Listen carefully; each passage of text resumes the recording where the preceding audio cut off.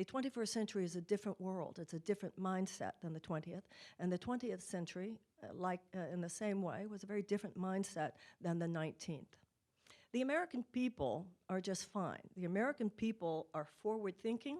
The American people are regenerative. This is part of our national character.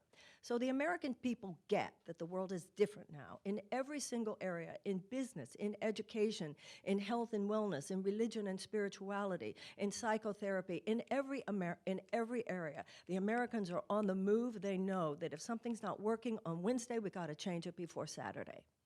The problem, as I see it, is not with the American people.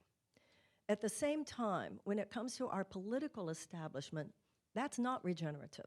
It's not on the move. It's not forward-thinking, and it has very little to do with a 21st century mindset. Rather, it is stuck. It is stuck, and it is corrupted, quite frankly. It is under the sway of a very 20th century mindset. And that 20th century mindset at this moment, and this has been true for decades, is infiltrated by the undue influence of money, specifically corporate money, on our public policy. Now, closing that gap between the consciousness or the will of the American people and the way our government operates is the moral and political task of our time.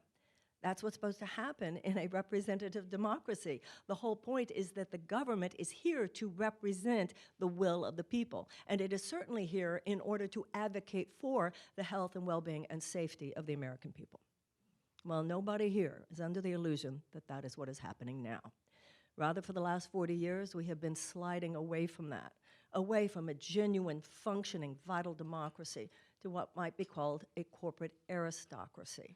We all know this. We all know that the short-term profit maximization for health insurance companies, big pharmaceutical companies, oil companies, gas companies, gun manufacturers, defense contractors, et cetera, that has more to, that they wield more power on the functioning of our government than does the concern for the American people.